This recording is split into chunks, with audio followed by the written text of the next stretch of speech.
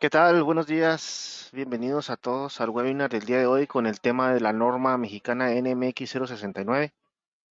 Mi nombre es Daniel Romero del Departamento de Ingeniería en Sistemas de Seguridad Electrónica, principalmente del área de sistemas de detección de incendio. Y el día de hoy estaremos hablando precisamente de esta norma mexicana 069, que ya tiene por lo menos un par de años que salió y que se pretende en un futuro cercano se convierta en una norma oficial y que por lo tanto se vuelva obligatoria. Para la presentación del webinar nos acompaña el ingeniero Alonso Aguilar, quien es Territory Manager en México para Honeywell Fire y uno de los principales desarrolladores e impulsores de esta norma. Buenos días, Alonso, ¿nos escuchas? Hola, muy buenos días, Daniel. Muy buenos días a todos. Sí, fuerte y claro. Excelente. Listos. Bien, pues sin más preámbulos voy a ceder los controles al ingeniero Aguilar para que nos haga su presentación. Yo estaré en segundo plano detrás de los controles del webinar, atento a las preguntas que les puedan surgir y que nos hagan el favor de poner precisamente en dicho módulo. Intentaré contestar aquellas que pueda contestar y aquellas que no. eh, Buscaré un espacio en la presentación del ingeniero Aguilar para hacerle la pregunta y aprovechar que nos apoye con la información. De igual manera, justo al final de la presentación del ingeniero Aguilar, podemos asignar un pequeño espacio para las dudas que puedan surgir en ese momento. Bien, vamos a pasar los controles al ingeniero Aguilar para que nos haga su presentación.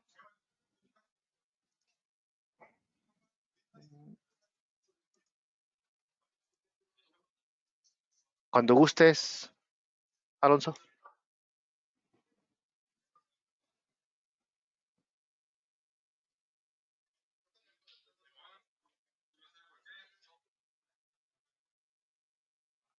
Ahí ven la portada, perdón. Es correcto, podemos ver tu presentación. Ok. Bueno, de nuevo, muy buenos días a todos. Muchas gracias por el espacio, Daniel, para hacer difusión y explicar un poco de lo que trata esta norma. Es importante mencionar que, a diferencia de muchos otros sistemas o instalaciones especiales, pues los sistemas de alarma y detección están regidos por una norma, ¿no? Hay normas internacionales o normas extranjeras como la NFPA 72, hay normas oficiales mexicanas como la NOM 002 de Secretaría de Trabajo y Previsión Social, y esta es una norma también mexicana. Ahorita vamos a explicar un poco los alcances de cada una. Solo reiterar que a diferencia de otros sistemas, pues todo lo que refiere a alarma y detección está establecido en la norma. Estos sistemas, por eso se llaman normados, por eso quienes nos dedicamos en la industria de protección contra incendio somos quienes sugerimos al usuario final lo que debe de requerir para proteger su inmueble, su operación o sus edificios, ¿verdad?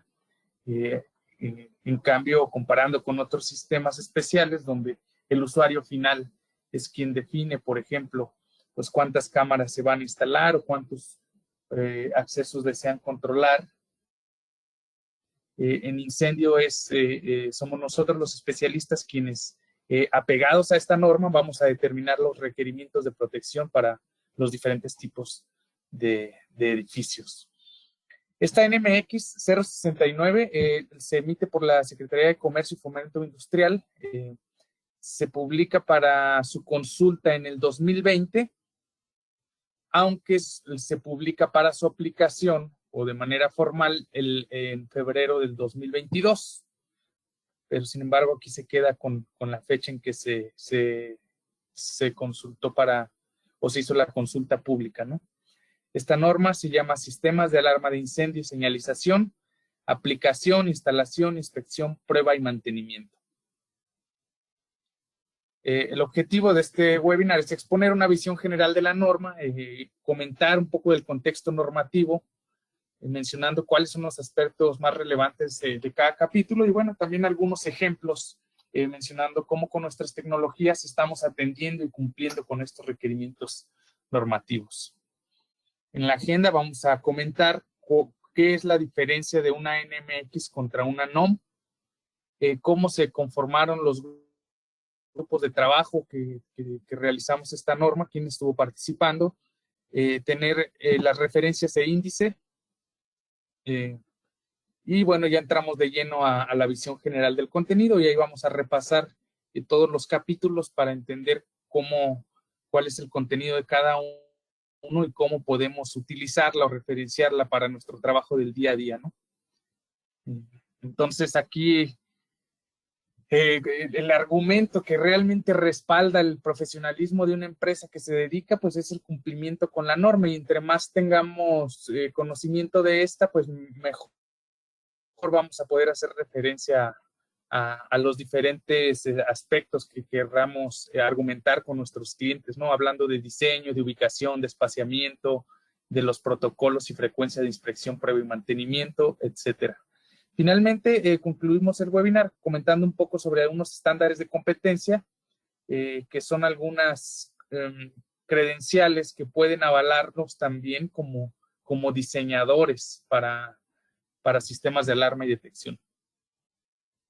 Ok, pues primeramente es el por qué, ¿no? ¿Por qué surgió esta norma? Y bueno, tenemos aquí en una portada de un periódico ya de hace algunos años un caso muy sonado de los niños que murieron por no tener medidas de protección adecuadas en una guardería en Hermosillo. Recientemente se escuchó también de un caso, bueno, todos escuchamos lo de los migrantes. También hace algunos años pasó en una tienda que unas trabajadoras las dejaron haciendo inventario y cerraron la tienda y bueno, pues ocurrió un incendio y no pudieron escapar. Pues todos estos requerimientos normativos, atendiéndolos, van con la misión de tener un México sin víctimas de fuego. Es importante mencionar que esta norma tiene estándares muy altos. La podemos comparar con hablando del mercado estadounidense, donde la NFPA es la que rige, digamos, es un estándar o un código. Sin embargo, en Estados Unidos, cada estado adopta ciertos, ¿cómo se llama? Capítulos o cierto contenido de la norma. No es una norma de aplicación nacional. Acá en México sí estamos pretendiendo que esta norma sea de aplicación nacional en todos los estados y eso es algo pues muy diferente y que nos va a poner un muy buen estándar de protección, ¿no? ¿Dónde aplica esta norma? Bueno, aquí hablamos de la NOM 002 que aplica en los centros de trabajo y previsión social. Digo, centros de trabajo, TPS, sí. Y en algunos reglamentos, ahorita vamos a hablar específicamente de cómo referenciarla, ¿no? ¿Cómo se deben de instalar los sistemas? Eso es lo que se establece precisamente en las normas. Es la 069 para alarma y detección, la 066 es para sistemas de rociadores. ¿Quién debería instalar estos sistemas? Pues las personas físicas o morales que tengan estas certificaciones. De hecho, son personas físicas más bien, certificaciones de SEDASI o CETRASI, que es la de diseño de alarma contra incendio y de diseño de rociadores. Más bien aquí es quién debería diseñar estos sistemas, ¿no? ¿Y qué productos son los que se deben de instalar? Bueno, hablamos aquí de productos que cumplan con certificaciones, NOM en este caso. Antes hablábamos de que UL y FM eran, en realidad siguen siendo sellos de confianza, sellos que avalan las pruebas que se realizan a nuestros equipos. Sin embargo, hace un par de años que ya también es necesario que cumplamos con certificados NOM para producto. No hablo de esta NOM que es de servicio, ¿no? Entendiendo la diferencia entre una norma oficial mexicana y una norma mexicana, la primera la expiden las diferentes dependencias correspondientes y la segunda, las mexicanas, las expide la Secretaría de Economía. Las primeras son obligatorias, mientras las segundas son voluntarias Y las primeras establecen requisitos y procedimientos para establecer parámetros que permitan evaluar y evitar riesgos a la salud. La segunda establece especificaciones de calidad sobre productos, procesos y servicios. Aquí hablamos de una NOM 002 de Secretaría de Trabajo y Previsión Social, que es la norma que habla sobre prevención de riesgos en centros de trabajo, y una norma mexicana que es la que va a establecer cómo, cuándo y dónde se instalan estos sistemas, ¿no? Aquí mencionábamos en el punto amarillo que el cumplimiento de las normas mexicanas es voluntario. Sin embargo, existen algunos casos en el que una NMX puede volverse obligatoria cuando se referencia en una norma oficial mexicana, cuando las autoridades de cualquier orden de gobierno establezcan como exigible un estándar. En realidad, las normas mexicanas sí deben de ser cumplidas por las dependencias y entidades públicas, es decir, en proyectos de inversión pública sí se debe de cumplir con las NMX, y también cuando leyes o reglamentos se establezcan como obligatorios. Las iniciativas actuales para volver la NMX una norma obligatoria es introducirla en el Código de Construcción de la Ciudad de México y introducirla en la próxima actualización de la NOM 002. De esta forma, esta NMX, de la cual vamos a hablar hoy, pues va a ser de carácter obligatorio, lo cual pues realmente va a incrementar por mucho la calidad y cantidad de los sistemas de alarma y detección que se instalan principalmente en centros de trabajo, que es donde existe el mayor riesgo. Esta norma fue elaborada por el Comité Técnico de Normalización. Y bueno, aquí hay algunos de los actores que estuvimos participando en el desarrollo de esta norma. No es una norma unilateral, realmente estuvo muy consensuada ante distintos colegios, ante UL y ante distintos fabricantes, integradores y distribuidores también. Y bueno, aquí una referencia de lo que es el Consejo Nacional, que fue uno de los que estuvo impulsando mucho el desarrollo e implementación de esta norma y sigue impulsando.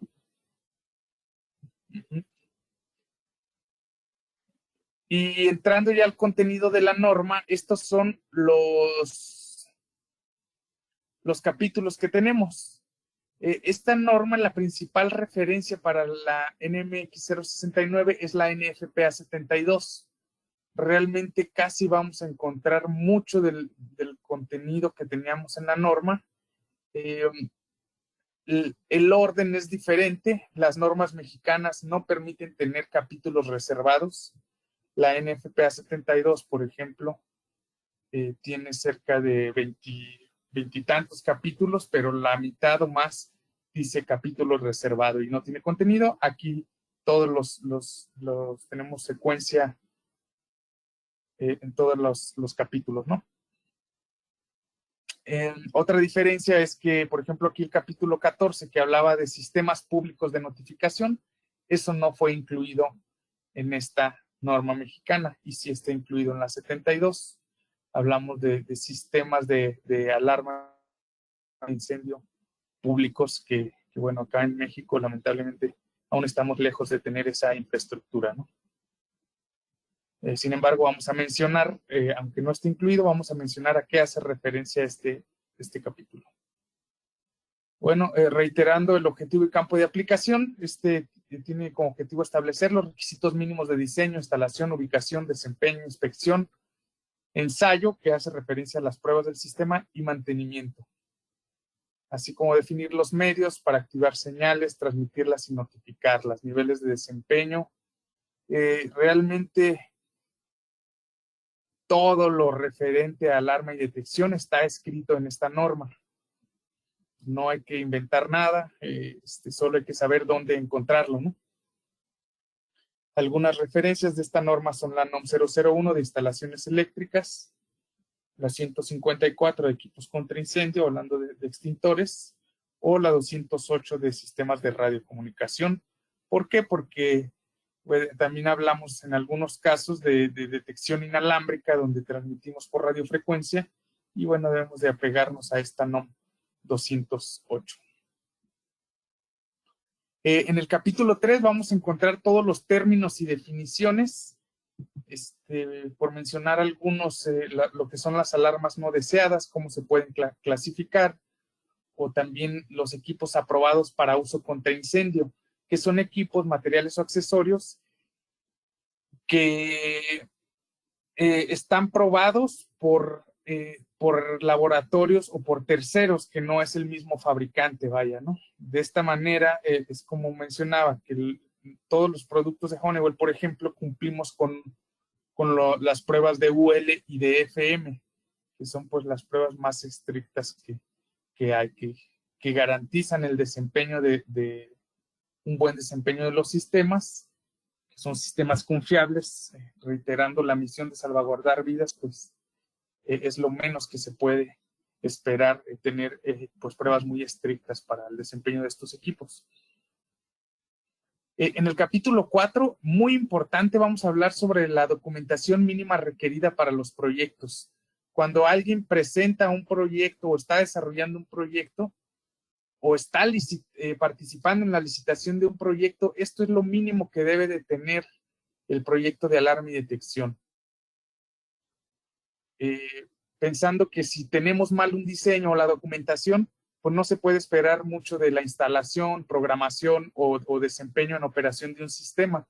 Realmente el diseño es una parte muy importante que determina si un sistema va a tener un buen desempeño o va a cumplir con su misión de salvaguardar vidas o mantener la operación de un inmueble.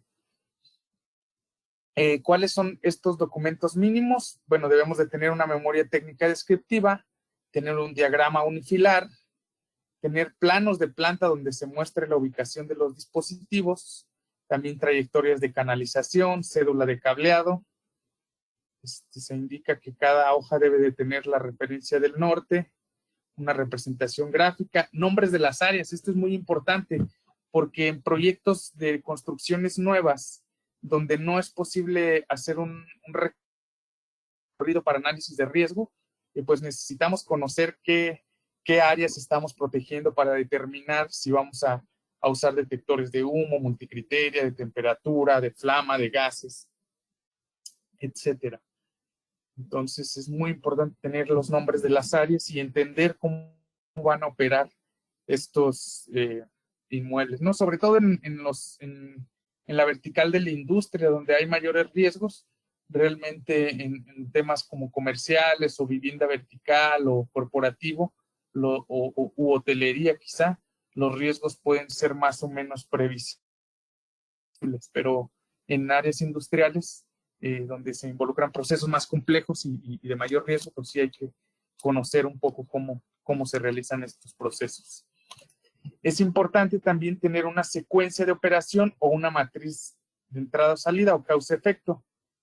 Este es un ejemplo de la matriz causa-efecto, donde en todas las filas tenemos los dispositivos de iniciación y en todas las columnas tendremos la anunciación en la unidad de control, la notificación y funciones de control de emergencia. De tal manera que aquí relacionamos qué acciones o qué respuestas vamos a tener ante las señales de iniciación. Dicho de otra forma, esta matriz causa-efecto es la manera en que el programador va a relacionar las entradas con las salidas. Esta es la guía del programador, ¿no? Porque no solo estamos hablando de activar sirenas, estamos hablando también de poder activar voceo, de poder hacer paro de elevadores, de poder hacer activación de extractores, de poder liberar puertas de acceso controladas, entre otro tipo de acciones que podemos realizar. Seguimos con la documentación. Es necesario incluir especificaciones técnicas, instrucciones o manuales de los fabricantes. Hay dos cálculos que tenemos que hacer en todo sistema. En Honeywell tenemos esta herramienta para hacer estos cálculos de manera muy sencilla. Uno son los cálculos de baterías de respaldo y otros son los cálculos de caída de tensión. Tenemos registro o formato de inspección y pruebas, un formato de finalización de la instalación para cuando se pregunten cómo debo de entregar mi sistema. Aquí está en los puntos 452 y 481 un formato que ustedes imprimen y ahí prácticamente los va a guiar sobre cómo se debe de hacer la entrega de un sistema, qué pruebas se deben de realizar, etcétera. También se debe de entregar, y esto ya es no un tema de diseño, sino un tema ya de cuando se entrega un sistema, una copia de la base de datos de la programación, los planos as-built o ya actualizados, los planos finales, y durante la vida útil del sistema se debe de tener la documentación de la inspección previo mantenimiento periódicos, además de la retención de registros de esta inspección, prueba y mantenimiento. Entonces, esta es la documentación mínima. También cada que se hace algún cambio, pues se deben de actualizar cuando haya adicionales en algún proyecto.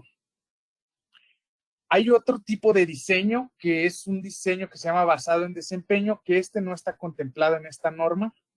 Digamos, todo lo que vamos a comentar ahora sobre términos de diseño, estamos hablando de un diseño prescriptivo. El método de diseño basado en desempeño no está contemplado en esta norma. El capítulo 5 habla de los fundamentos de los sistemas de alarma y detección. Por mencionar aquí algunos puntos relevantes, siempre hace la recomendación de que deben ser instalados, probados, inspeccionados y mantenidos de acuerdo a las instrucciones de los fabricantes. Aquí en fundamentos vienen los formatos de finalización de un sistema y los registros de inspección y prueba. También se menciona algunas calificaciones que debe de tener el personal. Por ejemplo, el diseñador debe de cumplir con los reglamentos estatales o locales. Esto es donde nos menciona que el diseñador debe ser personal calificado, debe contar con un certificado en diseños de alarma, detección y notificaciones. ¿Cuál es ese certificado? Es precisamente el CEDASI, ¿no? Que se hace a través del CONOCER, una institución avalada por la Secretaría de Educación Pública. Aquí las calificaciones del diseñador, del instalador.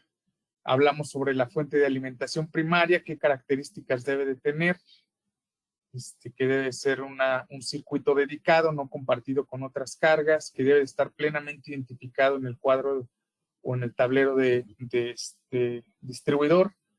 Y la alimentación secundaria, que la vamos a hacer con las baterías de respaldo, para las cuales tendremos que calcular la capacidad de estas baterías. Siempre que hay un incendio, lo que primero falla es la luz, si no es que se suscitó por un fallo eléctrico el incendio, ¿no? Entonces, por eso siempre utilizamos baterías de respaldo como fuente de alimentación secundaria en nuestros tableros de control, en nuestras fuentes de alimentación, para garantizar que el sistema va a seguir operando en caso de incendio, ¿no? Aquí también habla sobre las señales de alarma, de supervisión y de problema, que son las principales señales. ¿Cuáles son las alarmas no deseadas o cómo se pueden clasificar? Como una alarma maliciosa, una falsa alarma, una alarma no intencional o una alarma desconocida. Hay un tema de diseño que suele ser muy común cuando colocan detectores de humo en áreas donde hay presencia de humo en operación normal, llámese un estacionamiento, una cocina, un cuarto de mantenimiento donde realizan trabajos de soldadura, y luego, bueno, se activan las alarmas y suelen decir esto es una falsa alarma, ¿no? Cuando la realidad es que la alarma fue real. Hubo humo en la cocina, en el estacionamiento o en el área de soldadura. Lo que pasa es que pues, fue un fallo del diseñador. No es precisamente una falsa alarma en ese caso, ¿no? Bueno, el capítulo 6 va a hablar sobre los circuitos y trayectorias. Aquí vamos a conocer cuáles son las clasificaciones de los circuitos. Llámense el circuito de lazo, los circuitos de 24 volts, los circuitos de comunicación de una red de tableros. Las clasificaciones pueden ser clase A o clase B, son las principales. Anteriormente se conocían como estilo 4 o estilo 6, ahora son clases. Y bueno, para no entrar mucho en detalle en cuestiones generales, una clase A es un circuito que es redundante. Esto significa que tiene una salida desde el tablero de control, una conexión de punto a punto a todos los dispositivos y un retorno al tablero de control. Una clase A no permite tener derivaciones.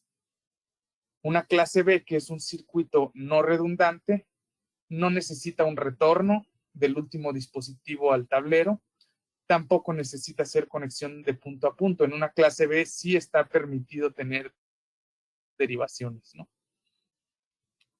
Entonces, estos son los conceptos generales de la clase A y clase B.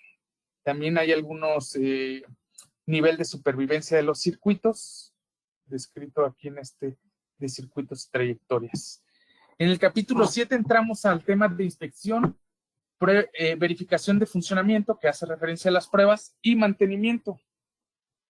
La realidad es que aquí los formatos de 13 y 14 establecen la frecuencia y protocolo para la inspección y pruebas. Estos formatos ya dicen cuándo y cómo se deben de realizar la inspección y pruebas. Sobre el mantenimiento, siempre van a hacer referencia hacia las instrucciones del fabricante. En el mantenimiento, la norma no establece cómo y cuándo se debe de hacer, sino lo hace el fabricante.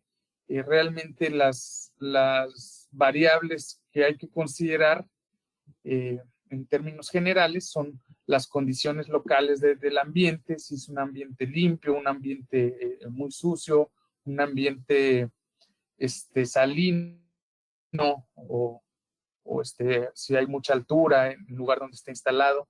Esto es lo que determina en términos generales la frecuencia y protocolo del mantenimiento de los equipos, ¿no?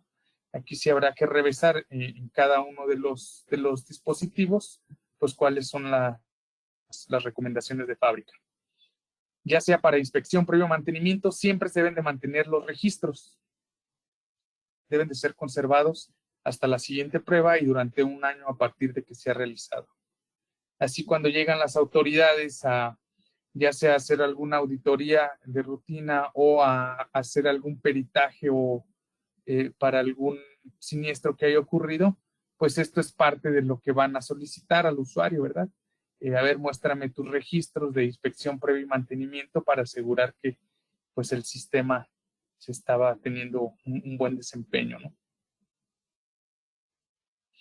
Entrando al capítulo 8, aquí ya hablamos de los dispositivos de inicio. Realmente tenemos dos tipos de señales, las de iniciación y las de notificación o entradas y salidas. Y aquí en dispositivos de inicio vamos a hablar sobre cuáles son los criterios de diseño, ubicación, espaciamiento para todos los dispositivos de iniciación. De entrada, en esta sección 8531, donde hablamos de las coberturas de los detectores, nos dice que un sistema de alarma y detección debe de tener una cobertura total, incluyendo habitaciones, antesalas, áreas de almacenamiento, sótanos, áticos. Absolutamente toda área interior debe de estar protegida con detectores, sean de humo, sean de temperatura o sean multicriteria, ¿verdad? Y entrando un poco más a detalle, pues los detectores de calor nos indica la norma. De hecho, la norma nos marca aquí que la distancia entre los detectores de calor no debe de exceder su espaciamiento especificado por fabricante. Y aquí, por ejemplo, para el detector térmico de Notifier, nosotros establecemos una cobertura de 15.24 metros de centro a centro o la mitad si queremos cumplir con Factory Mutual, ¿no? Que son requerimientos más estrictos. Generalmente aquí nos apegamos a la UL, a menos de que el usuario final les pida cumplir con FM. Pero estas son las coberturas. No es igual la cobertura de un detector térmico a uno de humo. Esta es para los detectores de temperatura y existe un factor de reducción que nos dice que entre más alto esté ubicado el detector de temperatura, pues vamos a tener un factor de reducción.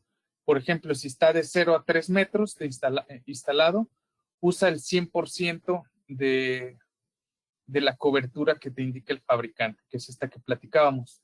Pero si tenemos el detector más alto, de 3 a 3.7 metros, usa solo el 91%. Y así sucesivamente, a mayor altura, vamos a reducir la cobertura. Por ejemplo, si el detector de temperatura se ubica entre 8.5 y 9.1 metros, solo consideraremos el 34% de la cobertura que indica el fabricante. Todavía existe mucho el mito de que esta tabla también aplica a los detectores de humo, y eso no es correcto. Esta tabla, y lo dice aquí en el nombre de la tabla, reducción de espaciamiento de los detectores de calor según la altura del techo. Los detectores de temperatura, ahora lo vamos a revisar, y pues tienen los de humo tienen otros criterios, ¿no? De entrada nos dice la norma que pueden ser instalados en la parte superior o pueden ser instalados en la parte, en el techo, plafón, o en la parte superior del muro, siempre y cuando no excedamos los 30 centímetros, ¿verdad? Máximo 12 pulgadas por debajo del techo puede ir instalado un detector de humo en posición vertical. Aquí nos dice, debemos de cumplir para los diseños prescriptivos, que es lo único que se establece en esta norma. Reitero, esta norma no incluye diseño basado en desempeño. Se nos marca un espaciamiento nominal de 9.1 metros. Bueno, aquí dice 9, pero es 9.1. En realidad podríamos establecer un círculo en cada detector, y esa sería la cobertura, ¿no?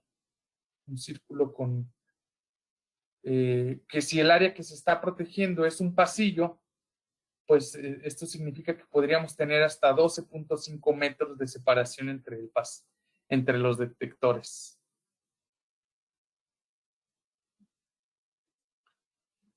Bueno, aquí nos dice este esquema que los detectores deben de ubicarse de manera equidistante, es decir, la ubicación de un detector respecto del muro debe de ser la mitad de lo que hay entre un detector y otro detector. Esto en ambos sentidos, ya sea horizontal y vertical. Estos son algunos ejemplos del sembrado de los equipos, ¿no?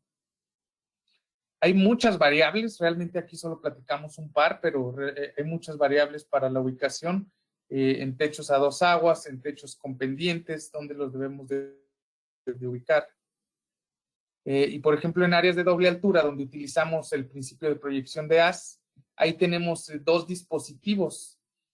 Todo lo que son atrios o áreas de producción, almacenamiento, tiendas de retail que tienen doble altura, en todos estos tipos de áreas vamos a considerar, o lo más recomendable es usar detectores por proyección de haz. Tenemos un modelo que tiene un emisor y receptor de un lado, y del otro lado solo es un espejo reflector. Podemos tener hasta 100 metros entre el emisor y el espejo. Y una vez que el humo obstruye el infrarrojo, bueno, el detector va a haber una atenuación en la luz infrarroja, y es lo que va a interpretar en una alarma, como una alarma. Hay un dispositivo todavía más avanzado, que es el OSIT, porque este no solo tiene infrarrojo, este tiene infrarrojo y ultravioleta. Entonces, cuando hay presencia de humo que obstruye el emisor, la proyección del haz, aquí va a haber una diferencia en la atenuación de luz, y es lo que se interpreta como una señal de alarma. Se atenúa más la ultravioleta que el infrarrojo. Son partículas muy pequeñas y tienen temperatura, ¿no?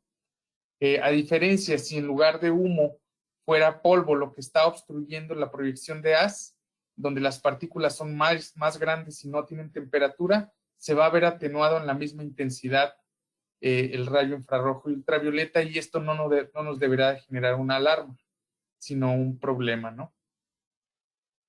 O como cuando hay una obstrucción, más bien cuando hay una obstrucción es donde no va a haber los haces infrarrojo y ultravioleta, y nos va a generar una señal de problema.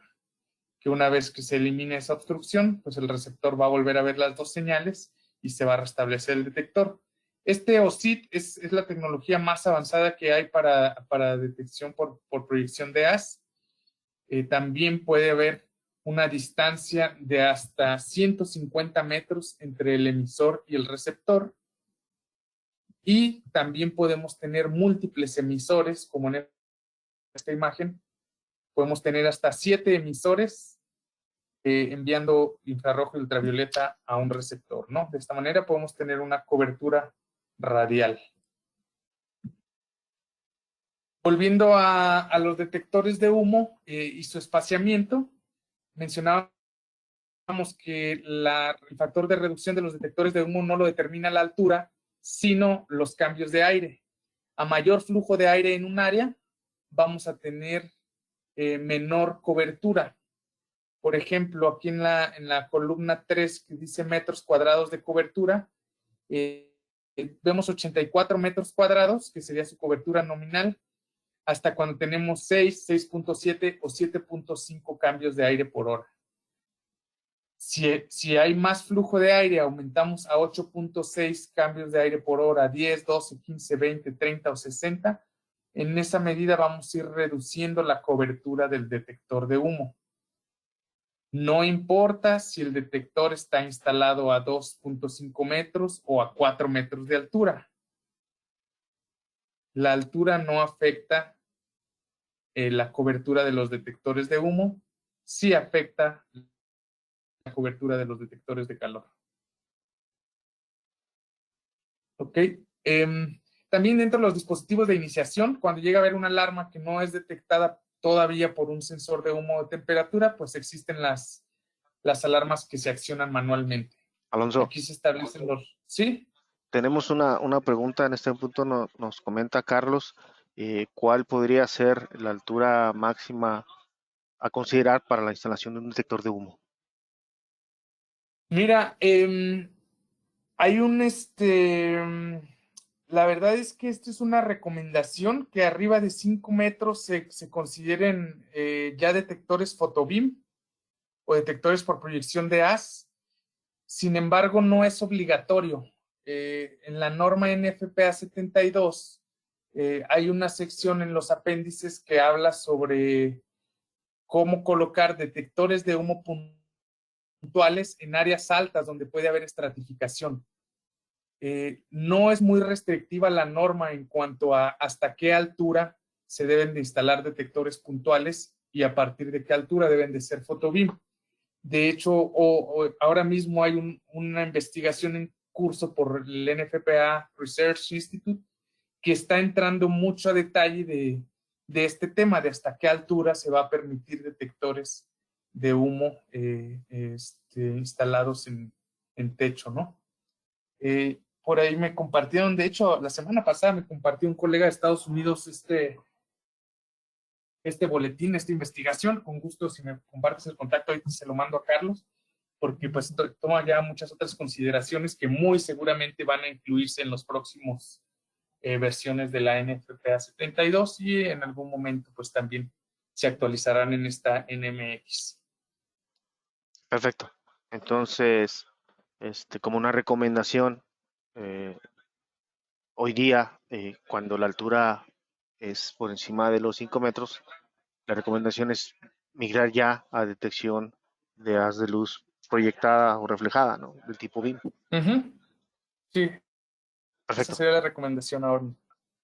Listo, Carlos. Ok, Adelante, bueno, Alonso. seguimos con las estaciones de activación manual, la altura a la que debe de estar la parte operativa, dónde se deben de ubicar dentro de 1.5 metros de cada vano en las puertas de salida en cada uno de los pisos.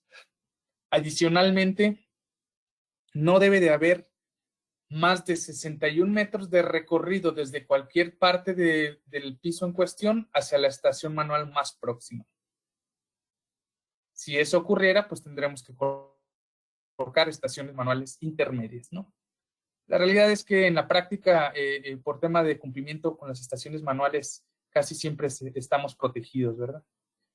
Porque alguna sala de juntas, no sé, con capacidades grandes de 20, 30 personas, ya tienen su estación manual. En los cines, por ejemplo, consideran una por cada sala de cine, aunque el recorrido no exceda los 61 metros, lo cual es una buena práctica, ¿no?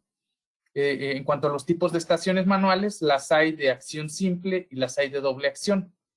La primera de arriba hacia abajo dice presione y jale, y la segunda es la de acción simple, que solo es jalar hacia abajo. Aquí hay algunos ejemplos de cómo no se deben de instalar, o sea, no debe de haber obstrucciones, como en este caso, en esta fotografía, ¿no? O en esta otra. Deben de estar visibles, accesibles, con un fondo de color contrastante para que sea visible. Ok, bueno, eso es dispositivos de iniciación. Realmente es una pasadita muy ligera. El capítulo 8 incluye mucho más consideraciones. Y pasando al capítulo 9, hablamos ya de los dispositivos de notificación. Una vez que hemos detectado una alarma por medios automáticos o manuales, pues lo que sigue es activar la notificación. Para esto se definen distintos modos, un modo audible público contra un modo privado. Por ejemplo, aquí se tocan temas también como del patrón temporal de evacuación, que es un tono estándar en Estados Unidos, también casi en México se usa mucho para identificar una señal de evacuación, se llama temporal 3.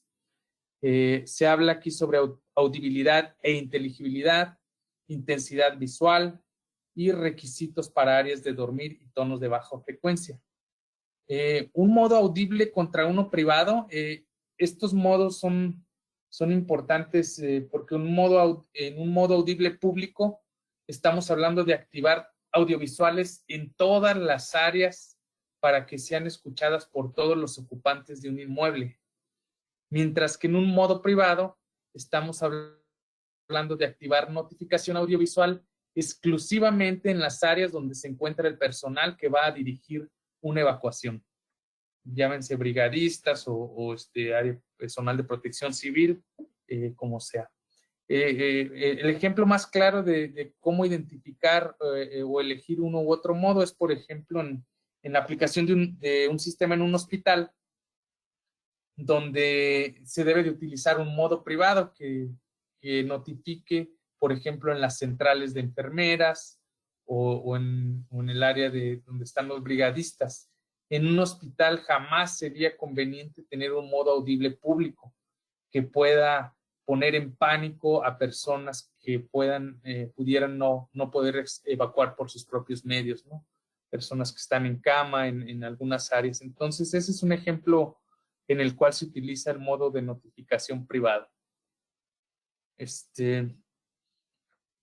También aquí hablamos de modo visual, también aplica algo similar en lo público y lo privado. Intensidad visual, tenemos unas tablas que dependiendo de las candelas que emite el estrobo, es el espaciamiento que vamos a tener. Y tenemos también requisitos de área de dormir y tono de baja frecuencia. Lo que nos dice aquí la norma es que en todas las áreas donde pueda haber alguien durmiendo, obviamente las habitaciones de los hoteles, pero inclusive en los hospitales donde pernoctan las personas o no sé, puede haber varias aplicaciones, ahí debemos de tener dispositivos de notificación de baja frecuencia. Que en las pruebas o en teoría lo que hace es que tienen la capacidad de despertar a alguien que está dormido. No es solo un sonido a 85 decibeles, sino que la baja frecuencia produce como un efecto de vibración, ¿no? que puede despertar a alguien. Alonso, tenemos Sí. un comentario de José que no es pregunta, Sí. más bien hace una aportación al webinar y nos comenta que en el IMSS las áreas de terapia intensiva solo se considera criterio de notificación privado y para el resto del hospital el criterio de notificación público. En realidad solamente nos hace ese comentario, no es una pregunta y solo no quería dejar pasar su Muy comentario bien. en el webinar. Muchas gracias, José. Sí, es muy buena aportación, José, y realmente pues hace todo el sentido en las áreas públicas donde la gente transita, áreas de consulta, donde pueden realizar una evacuación sin problema, pues ahí se utiliza un modo público y en las áreas intensivas, pues ahí el modo privado. Es muy buen ejemplo. Muy bien. pasamos al capítulo 10. Aquí hablamos sobre las interfaces de la función de control de emergencia. La función principal del sistema es detectar los fenómenos relacionados con el incendio, que es humo, temperatura, gases, etcétera, y evacuar a los ocupantes. Pero de manera secundaria, podemos tener estas funciones de control de emergencias que muchas veces se conocen como funciones suplementarias, en las cuales el sistema de alarma y detección interactúa con otros sistemas para tener un mejor control de la emergencia. ¿Qué son estos otros sistemas? Hablamos del paro de elevadores, existe el paro primario o el paro a un nivel alternativo. Hablamos del apagado de los equipos, de la energía de los elevadores. Esto lo hacemos cuando se detecta humo en el ducto vertical de los elevadores. Ahí sí hay que hacer el apagado. Hablamos también de la intervención de los sistemas de HVAC para que se apaguen en las áreas donde se detectó el incendio y evitar inyectar oxígeno y avivar las llamas. Hablamos de liberar las puertas o accesos controlados o de hacer las puertas de cierre eléctrico, que son como los smoke dampers, ¿no? Para el control de humos y evitar que áreas donde no haya humo o donde no haya el incendio, pues no se llenen de humo. No sé si han visto por ahí estadísticas, la realidad es que la mayoría de las fatalidades por incendios, la causa principal no es quemaduras, sino es asfixia por la presencia del humo. Entonces, los sistemas más completos y también complejos de programar son los sistemas de control de humos. Este es un término que poco se ha escuchado acá en México, pero ya no solo es la capacidad de alertar, evacuar, sino de controlar la compartimentación de los espacios para evitar que el humo vaya a otras áreas y pueda generar asfixias, ¿no? Entonces, todo eso se toca en este capítulo 10, se llama interfaces de la función de control de emergencias, comúnmente llamado como funciones suplementarias también. En el capítulo 11 se llama otras consideraciones. Aquí hablamos de los requisitos de alarma y señalización de los edificios, circuitos de iniciación, de notificación, requisitos de software, firmware o de activación del sistema de supresión. En el capítulo 11 también se toca un tema que son las señales fuera de las instalaciones. Hasta ahorita todo lo que hemos hablado es de dispositivos de iniciación, de notificación, equipos de control dentro de las instalaciones protegidas, pero existe algunas consideraciones para cuando las señales van a transmitirse fuera de las instalaciones protegidas, ¿no? Por mencionar un ejemplo, en el punto 11.12.1, que habla de la transmisión de datos en tiempo real fuera de las instalaciones, no debe de afectar el funcionamiento ni la respuesta del tablero de control de las alarmas de incendio.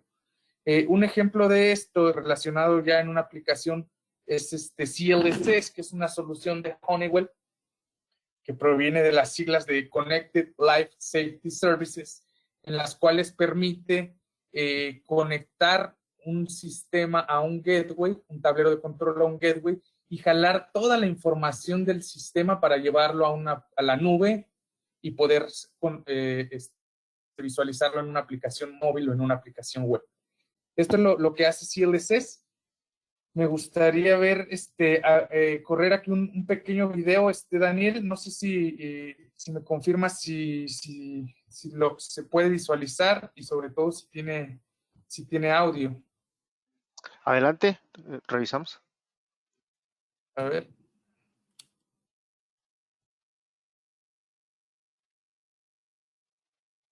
Ahí ya se abrió mi otra pantalla, ¿ya la ven? Sí, sí, sí lo vemos. Si lo oyen, por favor.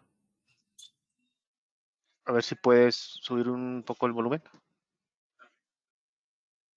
Ahí ya se escucha audio. No, nosotros no lo escuchamos.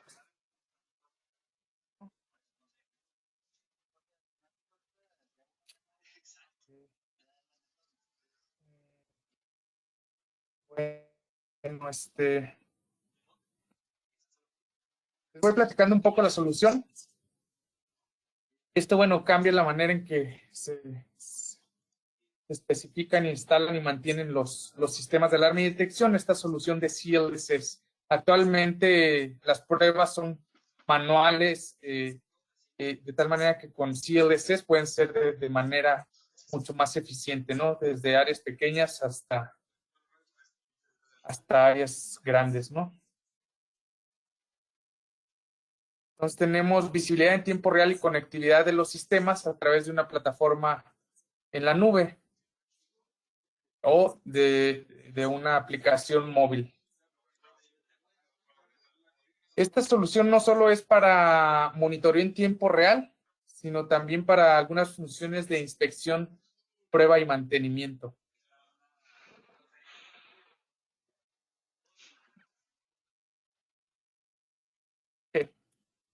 Hasta ahí le voy a dejar, nada más era hacer un pequeño comercial de lo que hace referencia a la transmisión de datos en tiempo real fuera de las instalaciones. Y bueno, la tecnología que es un diferenciador de las soluciones de Honeywell que nos permite llevar esa transmisión de datos en tiempo real para un monitoreo 24/7, ¿no? También pasando al capítulo 12, hablamos de los sistemas de comunicaciones de emergencia. Este capítulo establece los niveles mínimos requeridos de desempeño.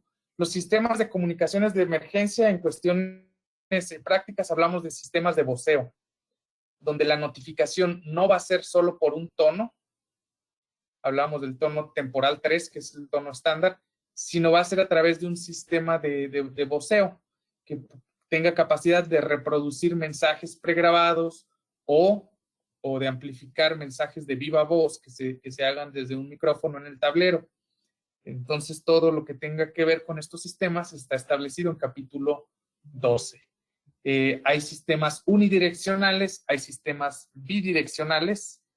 En cuanto a los estratos de Alonso, este tipo de sistemas, se puede considerar como estrato 1, llevar el voceo en el interior de un edificio. Alonso, Estrato 2, ¿sí? disculpa que te interrumpa. Tenemos una pregunta de Adrián y Sí. nos dice, gran parte de todas estas consideraciones deben trabajarse en conjunto con el Plan Interno de Protección Civil y o corresponsable de Protección Civil. Mira, la realidad es que sí, la respuesta es sí se deben trabajar con ellos. Sin embargo, tenemos mucho desconocimiento de las autoridades sobre esta norma. Esta norma, los requerimientos de esta norma en muchos casos son superiores a los que establece Protección Civil. Sí es deseable que se trabaje en conjunto para cumplir con todos estos requerimientos. La realidad es que muchas veces Protección Civil no los va a solicitar todos estos, ¿sabe? Entonces también ahí es una cuestión de educación de quienes están en pleno conocimiento de la norma, pues también educar en estos casos a las autoridades y hacerles saber que hay una norma mexicana y que hay ciertos requerimientos, ¿no? Lamentablemente, en mi experiencia muchas veces me ha tocado que los requerimientos de protección civil se enfocan a los extintores, a la señalética y dejan muy de lado el tema de alarma y detección, ¿no? Que con cualquier detector de baterías ya les firman como que cumple cuando en realidad muchas veces son áreas críticas o de mucho riesgo. Sí será obviamente recomendable que se realice esta consensuar con el plan de protección civil, pero quizá mucho tenga que ver con educarles y mostrarles lo que hay en cuanto a requerimientos específicos de alarma y detección. Perfecto, ahí tienes, Adrián. Gracias por tu pregunta. Tenemos un par de preguntas más, Alonso. Nos pregunta Eduardo, de qué forma o dónde podrían conseguir una copia de esta norma. Ahí sí te voy a pedir, Daniel, no sé si se subió para descargar aquí en la presentación y si no, bueno, la norma es una norma de dominio público, no tiene derechos de autor, es una norma mexicana que todos podemos consultar. Si no, por aquí, a ver si les ponemos un link para descargarla o quizá terminar el webinar la puedas enviar a todos los asistentes, Daniel.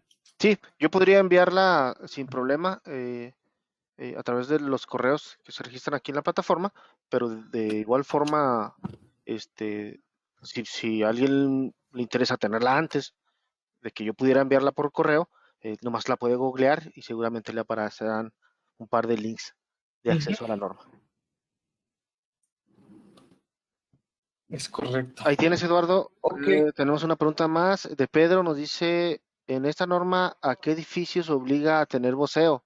¿O qué características debe tener un edificio para colocar voceo? Eso no se establece en esta norma. Si nos referenciamos a la NFPA, el Código de Seguridad Humana, que es la NFPA 101, es la que establece dónde se debe de considerar voceo. Y siendo muy puntuales, indica que en los edificios considerados como high rise o de gran altura, entiéndase o defínase como un edificio que tiene más de 23 metros desde el último nivel ocupable del edificio hacia el nivel de acceso a camiones de bombero más próximo, ¿no? Podemos traducirlo como un edificio quizá de 4 niveles en adelante, ya debe de tener un sistema de voceo, pero reitero, eso lo establece la NFPA 101. En este caso, la NMX 069 no indica cuándo se debe de considerar voceo, solo indica que cuando se considere voceo, cómo se debe de hacer. Gracias, Alonso. Ahí tienes, Pedro. Para el resto de los asistentes que nos preguntan por la presentación o el video, les anticipo que estarán disponibles seguramente el día de mañana. Tiene que pasar por unos procesos de revisión y de ajustes de formatos para ser montados en la plataforma de Syscom, pero seguramente el día de mañana ya estará disponible. Entonces, si el día de mañana nos regalan por ahí una visita a la página de Syscom en el apartado de webinars y presentaciones anteriores, ahí van a encontrar ya este video y la presentación disponibles para su consulta futura. Listo, Alonso, continúa por favor. Sí, estamos ya cerca del final. Aquí estamos hablando sobre los estratos de los sistemas de comunicaciones. Un estrato 2 es cuando se notifica no solo en el interior de un edificio, sino también en el exterior de un edificio. Tenemos nosotros unos sistemas de la marca HyperSpike, donde una bocina puede tener una cobertura de hasta 2 kilómetros de radio.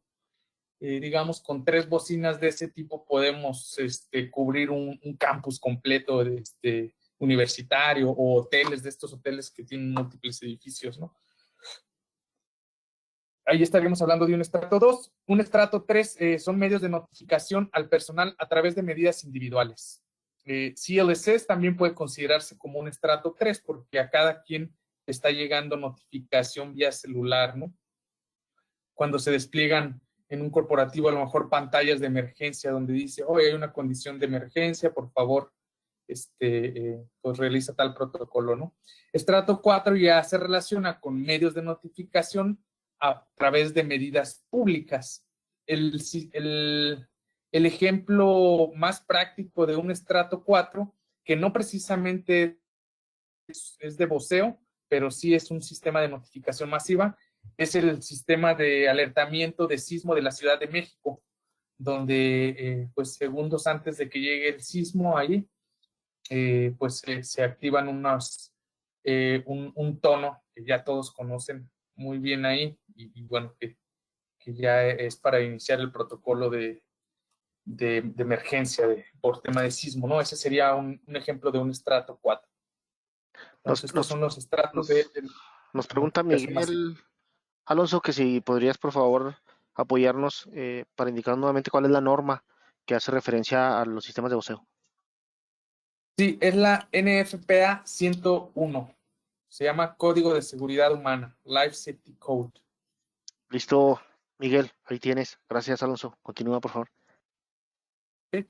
También podemos tener varias clasificaciones, sistemas de comunicaciones de emergencia. Pueden ser de una vía, pueden ser de emergencia de incendio por voz, de notificación masiva dentro de edificios para grandes áreas, para receptores distribuidos o de comunicación de emergencia bidireccionales.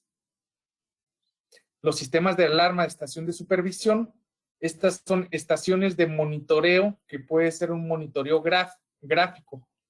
Aquí en la solución que tenemos o la tecnología que cumple con esta apartado de la norma es la estación Onyx Works, que es una estación de monitoreo gráfico donde ya no solo vemos la información en una pantallita, sino estamos viendo en un display que se despliegan los planos indicando dónde se está generando la alarma, hacia dónde está corriendo, ¿no?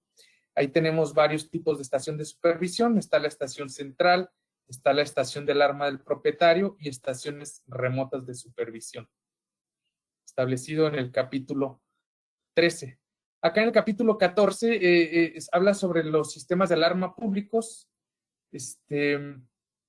Aquí es una foto que tomé en Boston el año pasado durante la conferencia de NFPA, donde están estas estaciones que les comento que no están contemplados en esta norma, pero para que sepan cuáles son, ¿no?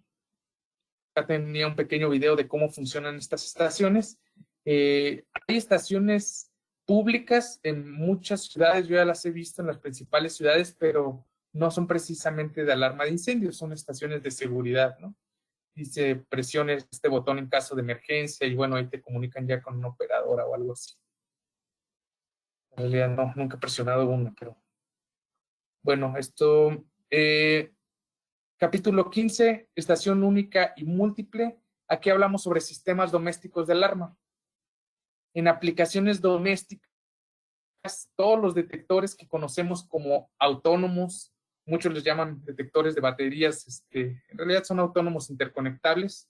Estos sí están aprobados para uso doméstico o para pequeños negocios. Y pequeños negocios, me refiero a una farmacia, una tortillería, no sé, a una tienda de conveniencia pequeña.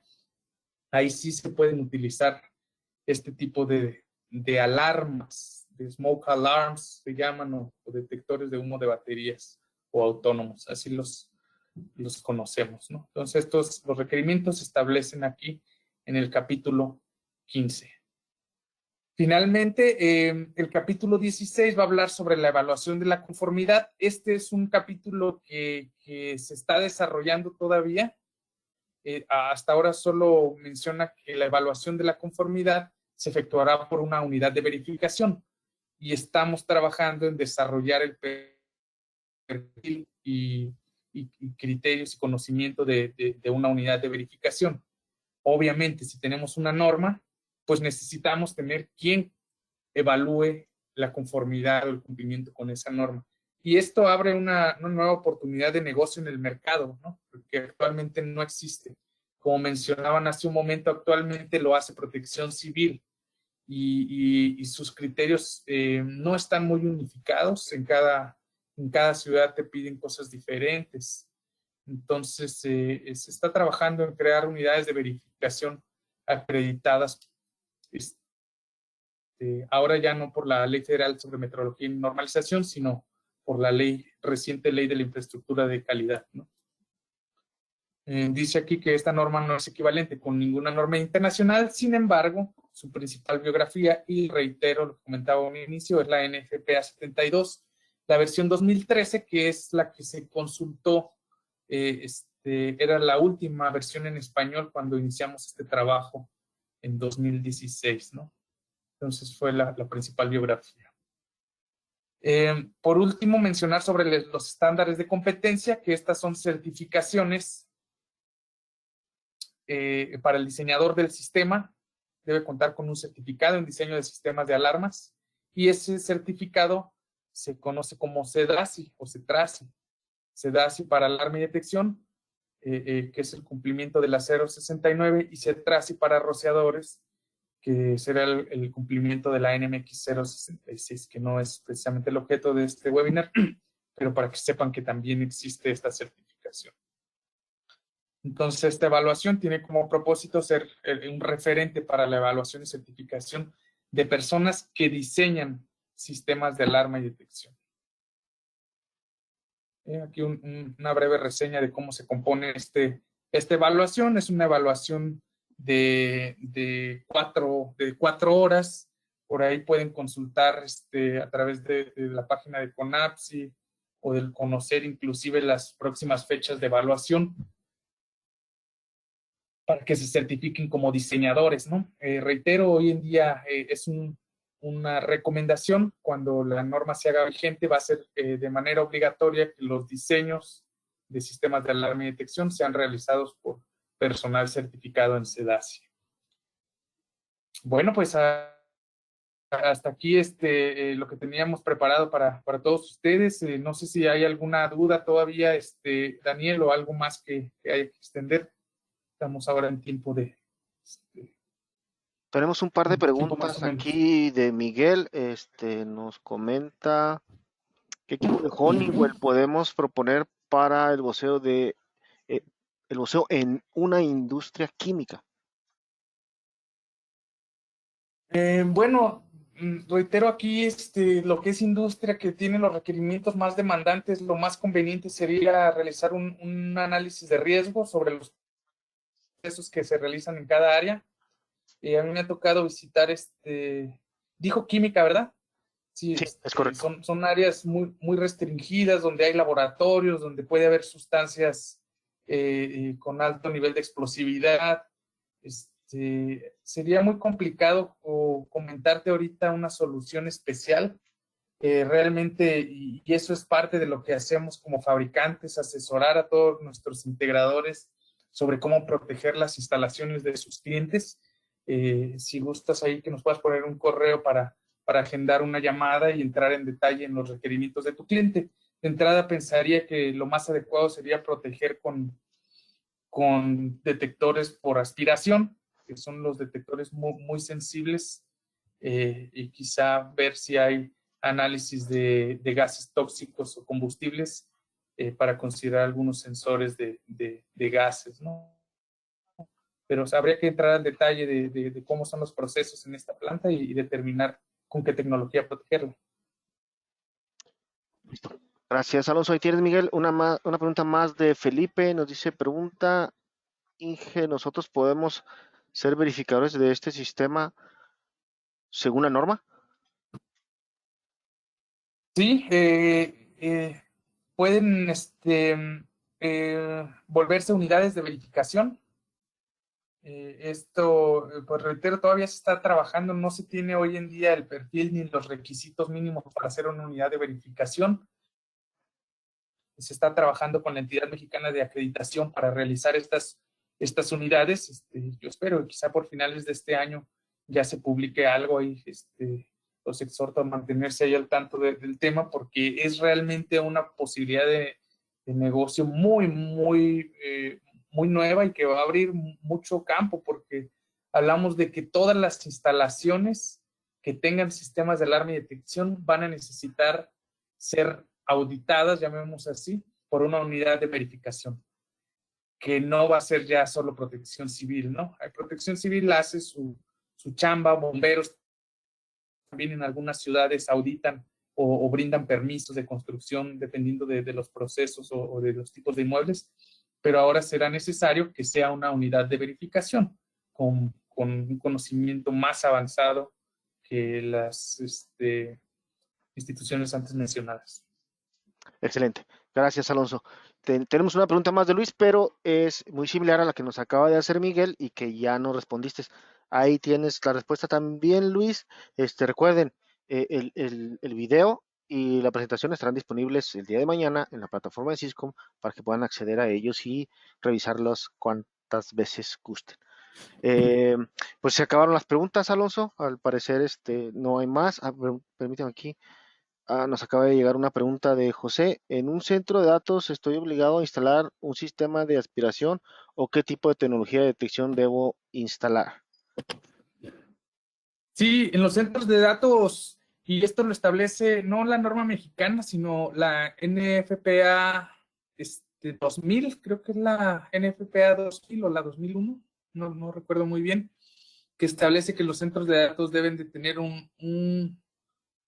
detección temprana o detección muy temprana, y el único dispositivo que hace esta detección son los detectores por aspiración VESDA comercial. La próxima semana tendremos por ahí una certificación VESDA en Guadalajara. De hecho, están a tiempo, creo que todavía hay algunos lugares.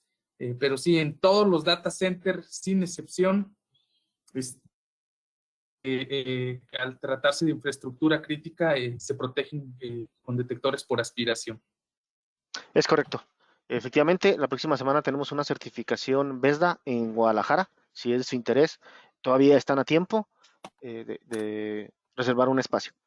Ok, bien, pues estamos ya sobre el tiempo del webinar. Agradecemos a todos su tiempo y su participación activa y principalmente al ingeniero Aguilar por compartirnos y por informarnos acerca de esta nueva normativa mexicana. Esperemos que en el corto plazo sea mandada a llamar por una norma oficial y esto haga que se vuelva obligatoria. Sin más por el momento, me despido y quedo a la orden. Alonso, no sé si quieres comentar algo antes de que terminemos el webinar. No, nada más agradecerles a todos por su tiempo, por su participación. Cualquier duda, consulta o algo que quieran profundizar, estamos a la orden acá por parte de Fábrica para apoyarles en sus proyectos. Y pues muchas gracias de nuevo, que tengan muy buena tarde. Gracias, Daniel. Excelente, excelente. Gracias a todos. Seguimos en contacto. Nos escuchamos la próxima y excelente día. Hasta luego.